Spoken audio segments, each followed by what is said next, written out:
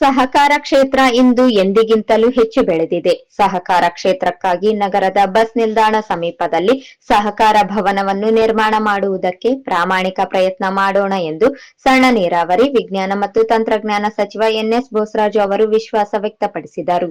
ಕರ್ನಾಟಕ ರಾಜ್ಯ ಸೌಹಾರ್ದ ಸಂಯುಕ್ತ ಸಹಕಾರ ನಿಗಮ ಬೆಂಗಳೂರು ಹಾಗೂ ಕರ್ನಾಟಕ ರಾಜ್ಯ ಬಸವೇಶ್ವರ ಸುದ್ದಿ ಮಾಧ್ಯಮ ಸಹಕಾರ ಮಹಾಮಂಡಳಿ ನಿಗಮ ಬೆಂಗಳೂರು ಇವರ ನೇತೃತ್ವದಲ್ಲಿ ರಾಯಚೂರು ಜಿಲ್ಲಾ ಸಹಕಾರ ಒಕ್ಕೂಟ ನಿಗಮ, ಸಹಕಾರ ಇಲಾಖೆ, ರಾಯಚೂರು ಕೊಪ್ಪಳ ಜಿಲ್ಲಾ ಕೇಂದ್ರ ಸಹಕಾರ ಬ್ಯಾಂಕ್ ನಿಗಮ, ರಾಯಚೂರು ಜಿಲ್ಲಾ ಸೌಹಾರ್ದ ಸಹಕಾರ ಒಕ್ಕೂಟ ನಿಗಮ ಹಾಗೂ ಜಿಲ್ಲೆಯ ವಿವಿಧ ಸಹಕಾರ ಸಂಘಗಳು ಮತ್ತು ಸಂಸ್ಥೆಗಳ ಸಂಯುಕ್ತಾಶ್ರಯದಲ್ಲಿ ಸ್ಥಳೀಯ ಕೃಷಿ ವಿಶ್ವವಿದ್ಯಾಲಯದ ಆಡಿಟೋರಿಯಂನಲ್ಲಿ ಹಮ್ಮಿಕೊಂಡಿದ್ದ 72ನೇ ಅಖಿಲ ಭಾರತ ಸಹಕಾರ ಸಪ್ತಾಹ 2025ರ ಭವ್ಯ ಕಾರ್ಯಕ್ರಮವನ್ನು ಉದ್ಘಾಟಿಸಿ ಮಾತನಾಡಿದರು.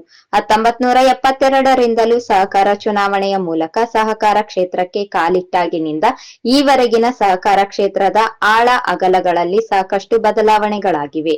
ಕೊಪ್ಪಳ, ರಾಯಚೂರು ಕೆಆರ್ಡಿಸಿಸಿ ಬ್ಯಾಂಕ್ಗೆ ವಿಶ್ವನಾಥ್ ಪಟ್ಟಿ ತೋರಣದಿನಿಯವರು ಅಧ್ಯಕ್ಷರಾದ ಮೇಲೆ ಬ್ಯಾಂಕ್ ಪ್ರಗತಿಯತ್ತ ಸಾಗಿದೆ. ಈ ಸಹಕಾರಿ ಕ್ಷೇತ್ರ ಗ್ರಾಮೀಣ ಭಾಗದಲ್ಲಿ ತನ್ನ ಹೆಜ್ಜೆ ಗುರುತುಗಳನ್ನು ಮೂಡಿಸಬೇಕೆಂದರು.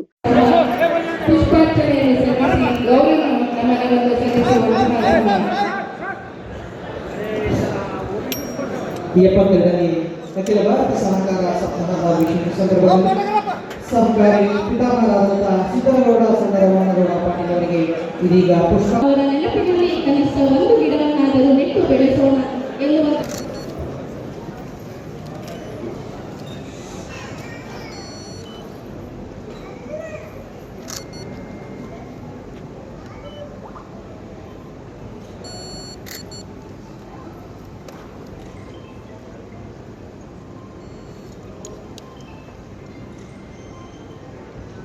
ವಿಜ್ಞಾನ ಮತ್ತು ತಂತ್ರಜ್ಞಾನ ಸಚಿವರು, ಕರ್ನಾಟಕ ಸರ್ಕಾರ, ಬೆಂಗಳೂರು ಹಾಗೂ ವೇದಿಕೆ ಮೇಲಿನ ಎಲ್ಲ ಗಣ್ಯರು ನಡೆಸಿಕೊಡಬೇಕೆಂದು ಅವರಲ್ಲಿ ಕೇಳಿಕೊಳ್ಳುತ್ತೇನೆ.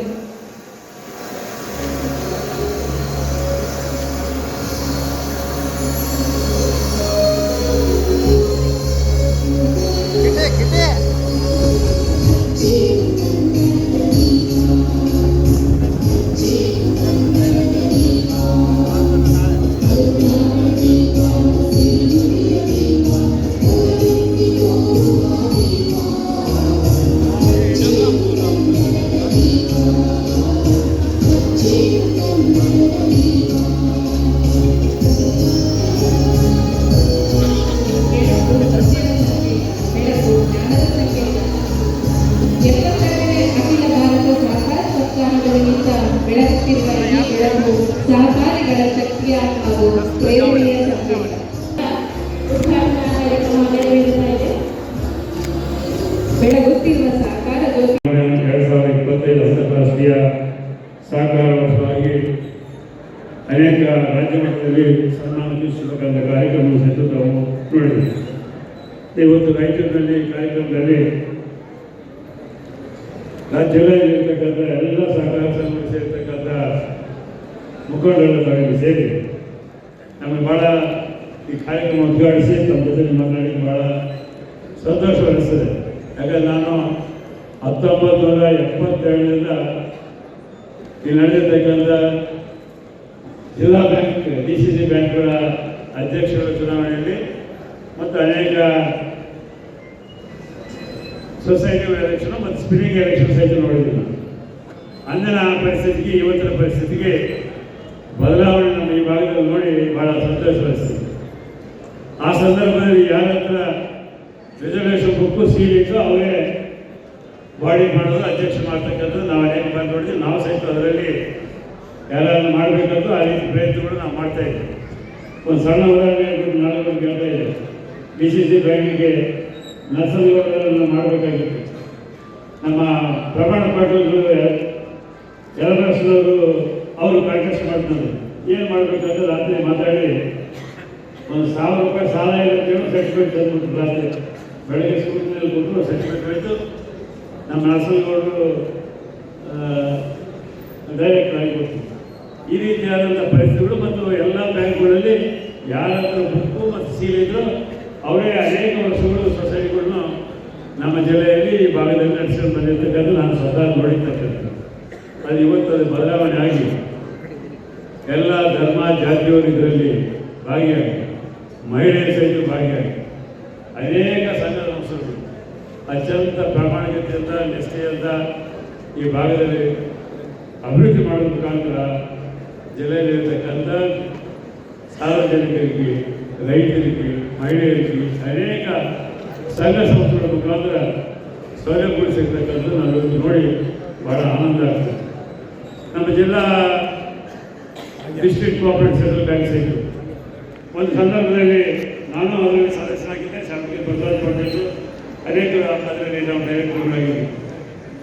ಅದು ಆಗೋದನ್ನು ಮೊದಲು ಈಗಾಗಲೇ ರಿಸರ್ವ್ ಬ್ಯಾಂಕಿನಿಂದ ನೋಟಿಸ್ ಬಂದು ಅಲ್ಲಿರ್ತಕ್ಕಂಥ ಬಾಡಿಯನ್ನು ಡಿಸಾಲ್ವ್ ಮಾಡಿ ಬೇರೆ ಮೇಲೆ ಡಿ.ಸಿ. ಅವ್ರಿಗೆ ಅಡ್ಮಿನಿಸ್ಟ್ರೇಟ್ ಮಾಡಿಬಿಟ್ಟು ಅದರಿಂದ ಆ ಸಂದರ್ಭದಲ್ಲಿ ಮುಂದೆ ಹೋದ ಶ್ರೀಮಾನ್ ಮಲ್ಲಿಕಾರ್ಜುನ ಖರ್ಗೆ ಅವರು ಕೋಆಪರೇಟಿವ್ ಮಿನಿಸ್ಟರ್ ಆದಂದ್ರೆ ನಾವೆಲ್ಲ ರಿಕ್ವೆಸ್ಟ್ ಮಾಡಿ ಆ ಬ್ಯಾಂಕ್ ಮತ್ತೆ ಪುನರ್ಜೀವನ ಮಾಡಬೇಕು. ಹಿಂದಿನ ಪ್ರದೇಶದಲ್ಲಿ ಡಿ.ಸಿ.ಸಿ ಬ್ಯಾಂಕ್ ಭಾಳ ಅವಶ್ಯಕ ಅಂತ ಹೇಳಿ ಈ ಭಾಗದ ಮುಖಂಡರೆಲ್ಲ ಕೇಳ್ಕೊಂಡಾಗ ಅವರ ಪ್ರಯತ್ನದಿಂದ ಮತ್ತೆ ರಿಸರ್ವ್ ಬ್ಯಾಂಕ್ ಅವಕಾಶ ಕೊಟ್ಟು ಆದಂಥ ಪ್ರತಿ ಚುನಾವಣೆಗಳು ನಡೆದು ಇವತ್ತು ಅನೇಕರು ಇವತ್ತು ಅಧ್ಯಕ್ಷರು ಪದಾಧಿಕಾರಿಗಳಾದರೂ ಇವತ್ತು ನಮ್ಮ ಯಶವಂತ ಪಾಟೀಲ್ ಸಹಿತ ಅಧ್ಯಕ್ಷರಾಗಿ ಭಾಳ ಯಶಸ್ವಿಯಾಗಿ ಬ್ಯಾಂಕನ್ನು ಉತ್ತಮ ರೀತಿಯಲ್ಲಿ ಏನು ರಾಜ್ಯದಲ್ಲಿರ್ತಕ್ಕಂಥ ಕೆಲವೇ ಡಿ.ಸಿ.ಸಿ ಬ್ಯಾಂಕ್ಗಳು ಉತ್ತಮವಾಗಿ ನಡೀತಾ ಇದ್ದಾವೆ.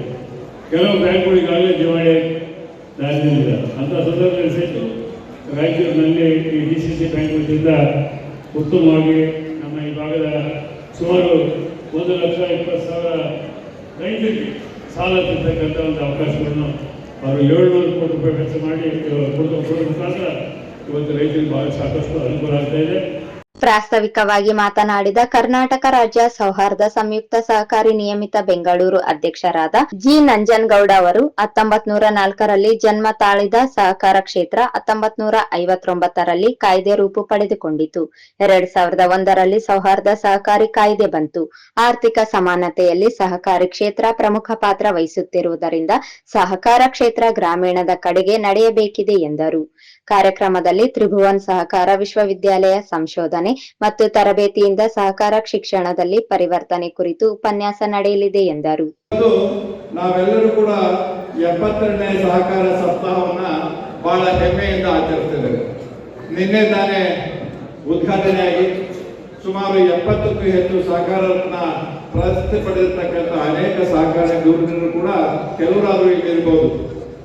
ಅಂತ ಈ ಸಹಕಾರಿ ಕ್ಷೇತ್ರ ಅಂತಕ್ಕಂಥದ್ದು ಏನಿದೆಯಲ್ಲ, ದೇಶದಲ್ಲಿ ವಿಶೇಷವಾಗಿ ನಮಗೆ ಹೆಮ್ಮೆಯ ಅಖಂಡ ಧಾರವಾಡ ಜಿಲ್ಲೆಯ, ಈಗಿನ ಗದಗ ಜಿಲ್ಲೆಯ ಸಿದ್ದನಗೌಡ ಸಂಡರಾಮನಗೌಡ ಪಾಟೀಲರಿಂದ ಪ್ರಾರಂಭವಾಗಿ 1904ರಲ್ಲಿ ಪ್ರಾರಂಭವಾಗಿರ್ತಕ್ಕಂಥದ್ದು.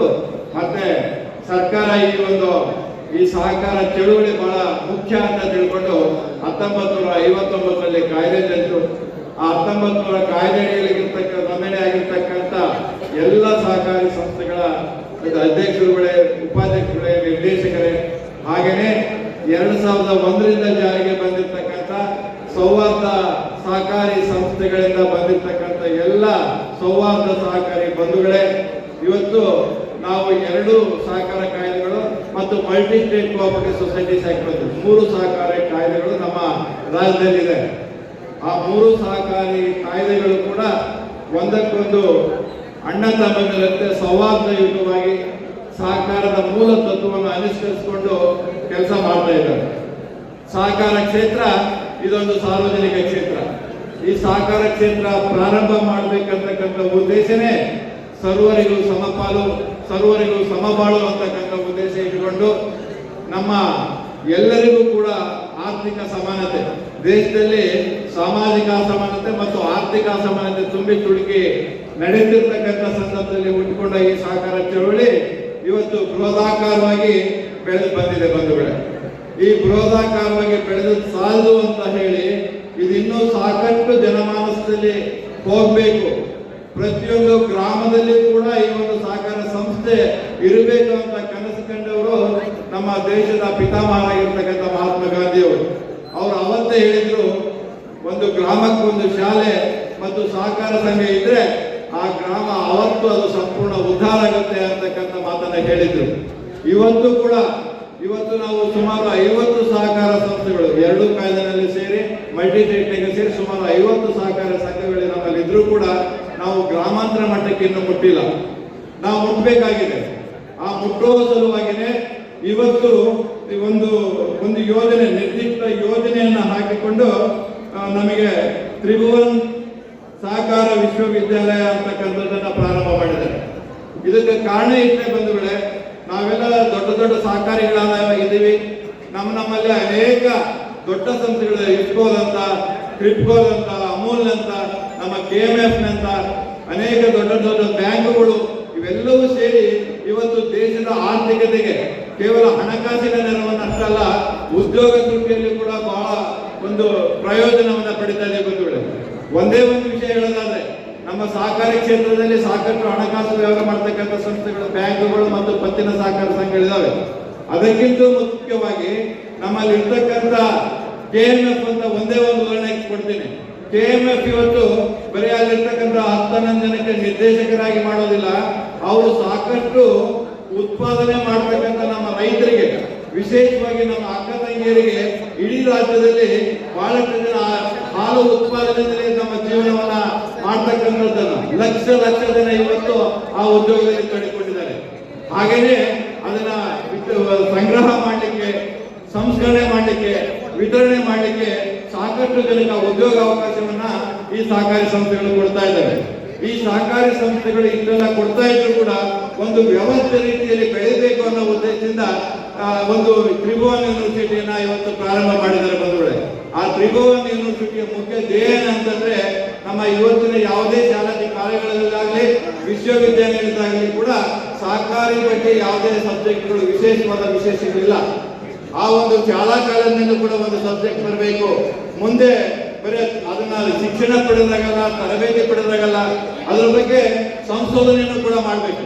ಇವತ್ತು ಕೃಷಿ ಪ್ರಧಾನವಾಗಿರ್ತಕ್ಕಂಥ ನಮ್ಮ ಭಾರತದಲ್ಲಿ ಇವತ್ತು ಅಲ್ಲಿ ಸಂಶೋಧನೆ ಮಾಡಿದ್ರೆ, ನಮ್ಮ ತುಂಡು ಭೂಮಿಗಳನ್ನು ಒಗ್ಗೂಡಿಸಿ ರೈತರನ್ನೆಲ್ಲ ಕಲೆ ಹಾಕಿ ಒಂದು ಕೋಆಪರೇಷನ್ ಮಾಡಿದ್ರೆ ಹೇಗೆ ನಾವು ನಮ್ಮ ವ್ಯವಸ್ಥೆಯನ್ನ ಇನ್ನೂ ಉತ್ತಮಕ್ಕೆ ಕೊಂಡೊಯ್ಯಬಹುದು ಅಂತಕ್ಕಂಥ ರೀತಿಯಲ್ಲಿ ಆಗಿರ್ಬೋದು.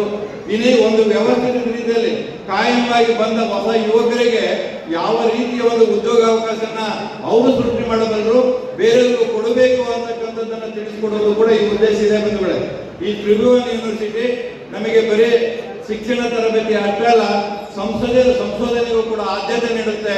ನಮ್ಮೆಲ್ಲ ಶಾಲಾ ಕಾಲೇಜುಗಳಲ್ಲಿ ಕೂಡ ಸಹಕಾರದ ಒಂದು ಸಬ್ಜೆಕ್ಟ್ ಅನ್ನ ನಮ್ಮ ವಿದ್ಯಾರ್ಥಿಗಳು ಓದಾಗಿ ಮಾಡಬೇಕು. ಆಗ್ತಾನೆ ಇದು ವ್ಯವಸ್ಥಿತವಾಗಿ ಡೆವಲಪ್ ಆಗುತ್ತೆ. ಆರಂಭದಲ್ಲಿ ಸಹಕಾರ ಪಿತಾಮಹ ಸಿದ್ದನಗೌಡ ಸಣ್ಣ ರಾಮನಗೌಡ ಪಾಟೀಲ್ ಅವರ ಭಾವಚಿತ್ರಕ್ಕೆ ಪುಷ್ಪಾರ್ಚನೆ ಸಲ್ಲಿಸಲಾಯಿತು. ಗ್ರಾಮೀಣ ಶಾಸಕ ಬಸನಗೌಡ ದದ್ದಲ್ ಅವರು ಸಹಕಾರ ವಾರಪತ್ರಿಕೆಯ ವಿಶೇಷ ಸಂಚಿಕೆಯನ್ನು ಬಿಡುಗಡೆ ಮಾಡಿದರು. ಸಹಕಾರಿ ಕ್ಷೇತ್ರದ ಸಾಧಕರಿಗೆ ವಿಶೇಷ ಸನ್ಮಾನ ಮಾಡಲಾಯಿತು. ವೇದಿಕೆ ಮೇಲೆ ಶಾಸಕ ಜಿ ಹಂಪಯ್ಯ ನಾಯಕ್, ವಿಧಾನ ಪರಿಷತ್ ಸದಸ್ಯರಾದ ಶರಣಗೌಡ ಬಯ್ಯಾಪುರು, ಎ ವಸಂತ್ ಕುಮಾರ್, ಕೆಒಎಫ್ ರಾಜ್ಯಾಧ್ಯಕ್ಷ ವೆಂಕಟರಾವ್ ನಾಡಗೌಡ, ಕೆಆರ್ಡಿಸಿಸಿ ಅಧ್ಯಕ್ಷ ವಿಶ್ವನಾಥ್ ಪಾಟೀಲ್ ತೋರಣದಿನ್ನಿ, ವಿಜಯ್ ಕುಮಾರ್, ಎಂ ದೊಡ್ಡ ಬಸವರಾಜ್, ತಿಮ್ಮಯ್ಯ ಶೆಟ್ಟಿ ಸೇರಿದಂತೆ ಪ್ರಮುಖ ಸಹಕಾರಿಗಳು ವೇದಿಕೆಯಲ್ಲಿದ್ದರು. ವಿಶೇಷ ಉಪನ್ಯಾಸವನ್ನು ನೀಡಲು ನಿವೃತ್ತ ಅಪರ ನಿಬಂಧಕ ಗುರುಸ್ವಾಮಿ ಆಗಮಿಸಿದ್ದರು. ವೇದಿಕೆ ಕಾರ್ಯಕ್ರಮದಲ್ಲಿ ಮೊದಲಿಗೆ ವೃಕ್ಷಮಾತೆ ಸಾಲುಮರದ ತಿಮ್ಮಕ್ಕ ಅವರ ನಿಧನಕ್ಕೆ ಶ್ರದ್ಧಾಂಜಲಿ ಸಲ್ಲಿಸಲಾಯಿತು.